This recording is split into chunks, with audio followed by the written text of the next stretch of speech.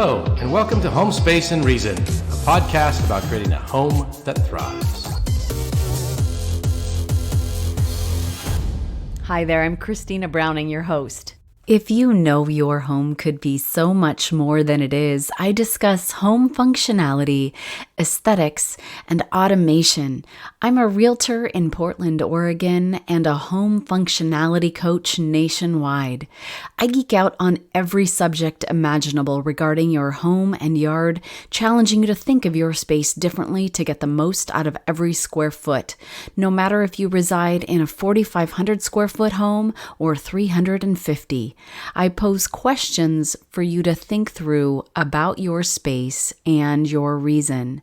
This podcast is all positive, celebrating every little win. Remember, there's no such thing as perfect, but you can still aim for your best every day. My husband and I enjoy a good beer. Living in Portland, Oregon and all, that's sort of the price of admittance. You like good beer? You're welcome here. I joke, of course. But when we travel, we enjoy scouting out the breweries we buy from to see them in person. On one such occasion, at Worthy Brewing in Bend, Oregon, we happened upon the most fabulous insect house that I have ever laid eyes on. It was created by Worthy Garden Club, so of course I had to look them up and learn more. As a result, in this episode, let's discuss supporting our environment from our backyard through insect hotels. Episode 42. As city and town lines expand, we lose precious habitat not only for our native plants, but also for the critters and insects that called these habitats their home. Building an insect hotel is a great way to give our native insects and animals the food and shelter they need to survive. It provides habitat for sensitive species that would otherwise quite literally be left in the cold. It increases the biodiversity of your yard by attracting a wide range of creatures like lady beetles and praying mantis that help control harmful garden pests. Insect hotels attract all kinds of living organisms, contributing to a diverse, healthy garden community. Plus, it's a fun project for children and us adult nerds. The Worthy Garden Club is located on site at Worthy Brewing and operates with two arms, one on the ground and one in the sky. The Worthy Garden Club's greenhouse and hop yard serve as a base for all garden activities, discussing everything from growing hops to beekeeping, composting, and native landscaping. The Worthy Garden Club's Hopservatory helps to raise science literacy through tours, educational programs, lectures, and night sky and solar viewings.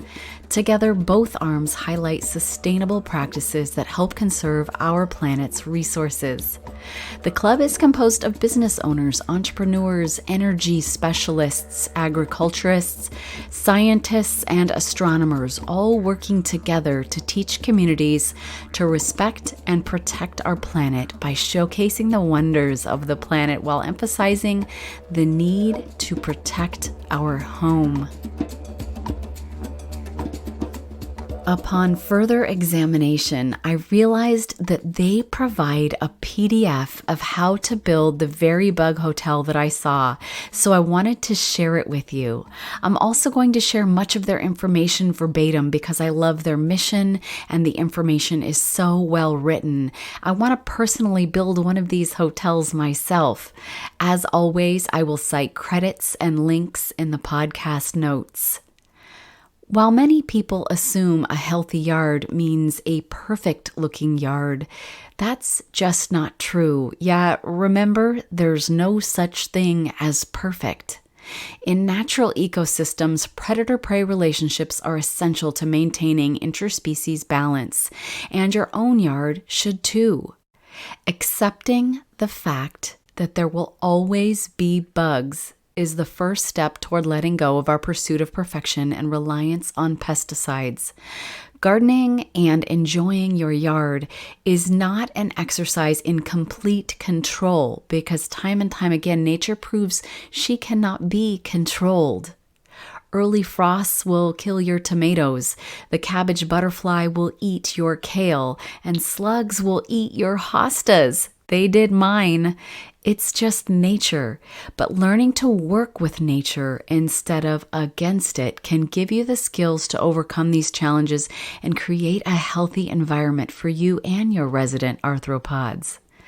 Part of that can be inviting insects by providing them a shelter, and the best time to make an insect home is now in early autumn so that the critters have somewhere to hibernate for the winter. Although if you happen to be listening to this episode at a different time of year, there is no bad time to add an insect hotel to your yard because they'll get used as the seasons pass by. Bees lie at the heart of our human survival. They pollinate 1 in 3 bites of food we eat and are essential to the health and prosperity of countless ecosystems. According to the Center for Biological Diversity, more than half of North America's 4,000 native bee species are in decline, with 1 in 4 species at risk of extinction. Becoming part of the solution can also be, you guessed it, to provide shelter for them. Pollinators bump up food production rates and increase genetic diversity, while predators and parasites destroy the bad bugs through consumption and larval hosting. To create an environment that fosters healthy populations of all 3, simply mimic patterns you see in the wild. Plant a diversity of trees, shrubs, and perennials in your yard for year-round nesting areas and protection from severe weather. Use natives whenever possible and plant in large swaths to increase foraging efficiency. Make sure you always have multiple species blooming at all times throughout the growing season, paying particular attention to those early spring and late fall bloomers. And don't be afraid to sprinkle in some choice annuals for extra foraging potential. Beneficials often rely on nectar when pest populations run low, and the more food available in the immediate area, the longer they'll patrol your garden. They also need consistent, shallow, clean water sources. Shallow is the key word here. Many of these insects are smaller than your fingernail, some nearly invisible to the naked eye, so they can easily drown in a few inches of water. Spread pea gravel along the bottom of a bird bath or small vessel and place it in a warm, sunny spot for bees, butterflies, and other tiny bugs. Although leaf litter is good for some bugs, it can also become a fire hazard if it's near the structure of your home. So I caution you on that one. It's very important to use pesticides only when completely necessary, if at all. Not only do they kill the good bugs as well as the bad, but they also throw delicate ecosystems out of balance after just one application. Pests usually bounce back faster than beneficials because of their high reproduction rates, so while you may get immediate relief from those pesky aphids, they'll come back with a vengeance, leaving you stuck in a vicious cycle of repeated pesticide applications. Be sure to check out the Worthy Garden Club's Pinterest boards. There are a lot of alternative homemade pesticides out there, and they've pinned them onto the Garden Club's General Gardening Tips board. I'll link it in the podcast notes. If you commit 5 to 10% of your yard or garden to beneficial habitat, you'll go far in the fight against pests, saving you time, money, and peace of mind. And learn to tolerate minor pest infestations, as it only means more food for the good guys. Most garden centers sell lady beetles and praying mantises in easy-release containers all summer long. It's another great kid-friendly activity, and we've done it each year for 3 years in a row. Get your grandmother involved. It's fun for everyone. The insect hotel, whether you buy it or make it, can only support as much as the surrounding environment supplies. So make sure to site near nectar-rich native wildflowers, berry shrubs, and water sources. Certain insects, like solitary bees, need sun and warmth to survive, while others enjoy cooler and wet conditions. Site your hotel in a spot that gets both sun and shade, as well as protection from chilly winter winds. The insect hotel that I was adoring is located on a west-facing wall amidst a new pollinator garden just behind an herb and edible flower bed. There's plenty of food for the bees, and having the hotel close by supports a community of beneficial insects to help control their garden pests. It is, of course, possible that some undesirable bugs may take up residence too, but remember, you need a small population of bad guys as fodder for the good ones. Scavenge your garden for natural materials. Holes drilled into wood blocks and hollow bamboo poles or plant stems support solitary bee populations. Include different diameters for different species. Stones, bricks, roof tiles, and PVC tubes make handy houses for amphibians and arachnids. Stones and tiles placed in the frost-free center to create a toad hole for overwintering amphibians. Hay, straw, and sticks provide habitat for a wide range of invertebrates, including lady beetles. Let's talk a bit more about bees for a quick second. Some of the most common solitary bees are mason bees, leafcutter bees, and miner bees. Many of these native bees are already part of the local ecosystem, but providing them with a great place to nest in your backyard can improve their lives and yours. Bee houses consist of a wooden birdhouse-like structure containing native bee nesting materials, typically hollow reeds or cardboard tubes. They are the ideal habitat for solitary, hole-nesting bees who also happen to be some of the best pollinators around. If you have an interest in hosting pollinators without an interest in making the house, visit crownbees.com out of Woodinville, Washington. They offer bee houses for sale. TheHoneybeeConservancy.org is a public charity established in 2009 in response to the bee crisis. They engage in education, outreach, support research, and build bee habitats. They have an annual Sponsor a Hive program that provides free bees, bee homes, equipment, and support to local organizations that provide locally grown food to schools, soup kitchens, senior citizen centers, and more. They partner with organizations who are taking the lead in addressing food insecurity, sustainability, and bee conservation. 29% of the population in Erie, Pennsylvania lives below the poverty line. To cope, Erie planted 15 community gardens within the last 5 years, but none had a bee house.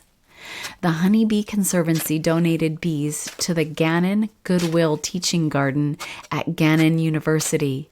This introduced beekeeping as a key resource for local food production. The result? Gannon has educated residents about bees and donated nearly 2,000 pounds of fresh, healthy food to people in need. To read about other wonderful stories like this, visit the link I'll include in the podcast notes, and to donate and make their work possible, make a tax-deductible contribution to the Honeybee Conservancy and help them curb the rapid decline of bee populations and, all the while, bolster local communities and ecosystems. To create a bee-friendly home, plant nectar-rich plants, providing food for honeybees and solitary bees. Surround your hotel with herbs, native flowers, and berry shrubs. Rolled cardboard inside a waterproof container like a soda bottle is great for lacewing nesting. Bare dirt and upside-down plant pots lightly stuffed with garden debris are perfect nesting sites for bumblebees. Chunks of dead wood and bark sustain centipedes, woodlice, beetle larvae, and fungi. Pallets make great building blocks for the structure of the hotel. They're freely accessible from most local businesses, and bonus, you can feel great about upcycling one of these. Just make sure they're marked HT for heat treated, as opposed to PT, which stands for pressure treated. You can also use logs, cinder blocks, and custom-built wooden structures as long as they haven't come into contact with chemicals. The most overlooked part of having an insect hotel is maintenance. Bee hotels should be inspected at the end of summer to remove and clean dead cells, preventing mold and mites that would multiply on the dead bees or larvae. Some experts recommend bringing occupied insect hotels into cool, dry areas such as your garage or garden sheds during the winter to protect the overwintering inhabitants from wind and rain. Without timely maintenance and cleanup, a once-occupied insect hotel may not attract another round of inhabitants next season. As always, I'd like to pause for a quick second to remind you to notice your self-talk. What are you telling yourself about today? Is it positive? Ultimately, the only thing you can control is your attitude in any given situation. Pick a mantra that resonates with you. Breathing in, I calm my body, and breathing out, I smile. And now for the questions to ask yourself about your home space and your reason. Question number 1. What have I personally done to be a part of the environmental solution instead of being a part of the problem? If you haven't had a chance to listen to episode 11 on 10 impactful steps I can take in my home to help global warming, please have a listen. The radical extreme weather, wildfires, and glacial melt are all needing the attention from every one of us to do our part. Supporting our pollinators, making changes in our own daily habits, and helping to spread the very real word that time is of the essence. Just changing your eating to incorporate more plant-based foods and less meat is a step in the right direction, but it needs to be a conscious, ongoing effort by every single one of us. Question number 2, do I want to start with a small hotel so I'll follow through and maintain it? Like, for example, making or buying a solitary bee house. Bee houses attract native solitary bee species, and unlike honeybees, solitary bees are docile. Knowing yourself and your level of follow-through can be helpful here. Question number 3. How can I do my part in spreading the word? Could I get support from one of these nonprofits listed and spearhead a neighborhood pollinator house build where everyone can build their own small house for their yard? Could I do a classroom build to coincide with a classroom garden effort? Maybe your jam is cooking. Could you create an online cooking class for people who want to learn more about vegetarian dishes but have no idea where to start? Maybe your jam is to get people to stop buying plastic water bottles. A water filter saves time, money, and helps reduce the amount of single-use plastic that ends up in our landfills. If none of this resonates with you so far, you can donate or volunteer to a cause like Operation Appleseed. Behind their work is a deep concern about climate change and wildfire risk, and a deep love for healthy forests so that we have a planet for our future generations. Learn more about them at operationappleseed.com. Whatever it is, pick a way you can make a difference. Baby steps can be made both in your own habits and help with the grassroots effort of spreading the word. We don't get a second chance. We have been warned for years, decades even, of what our own actions and choices do to our environment. Our very own complacency can be a real issue. So until we each do our own little part, we can't make the strides necessary. Question number 4. Could I buy birthday and Christmas gifts this year that are supportive of the environment? I know that can be hard, but if you shop from earthhero.com, they have sourced products that are manufactured and shipped in a way that protects our planet's future. Each brand they've partnered with has been chosen because they're taking the right steps and helping to create a more sustainable future. Too much of the stuff we buy today is made without any thought about tomorrow. Our landfills are growing while our resources are disappearing, and it's just not sustainable. The future of our planet depends on the actions we take today, but the truth is it's not that easy to make every shopping decision a mindful one. From clothing and accessories to home decor and toys, you can buy your gifts through earthhero.com so you don't have to do the work of figuring out what companies are doing the right thing for our planet. They've done the work already. Refer to the podcast notes for the link to the Worthy Garden Club's PDF that lays out exactly how to build your hotel and gives you accompanying photos. You'll also find links to donate to the Honeybee Conservancy, the Worthy Garden Club, or Operation Appleseed. Each fall, it's a good idea to check the batteries on your carbon monoxide detectors and smoke alarms. A smoke alarm can save lives in a household fire, and carbon monoxide detector can save lives if a home has oil or gas burning appliances like a furnace or water heater. Not so fun fact, my own childhood home had a carbon monoxide leak, and in the 2nd grade I was getting sicker and sicker when we were at home, but my symptoms would dissipate when we went to my grandparents' farm.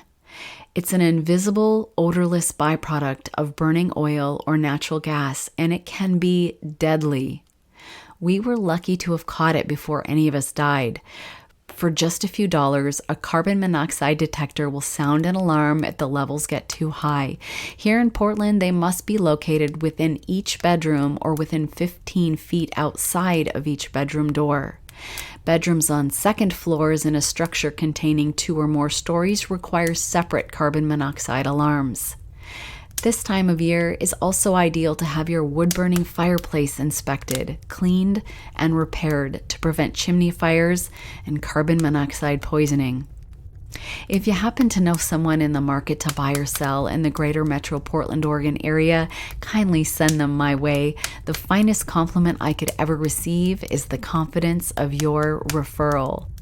Episode 4 is all about fall in our homes, blankets, automation and efficiency of your heating and cooling, and Halloween. 'Tis the season for pumpkin spice and episode 4. A podcast with a slew of reviews is like a club everyone wants to get into. And so if you've been listening to these podcasts, do me a favor and write a little something honest. There are a zillion podcasts out there, and reviews are the thing that helps people to decide whether to give this podcast a listen or not. Thanks for sitting in on this conversation about helping the environment that we call home. Post photos of your insect hotels to the group Facebook page or to Twitter and Instagram by using the hashtag #HomeSpaceAndReason. I'll meet you back here for the next episode.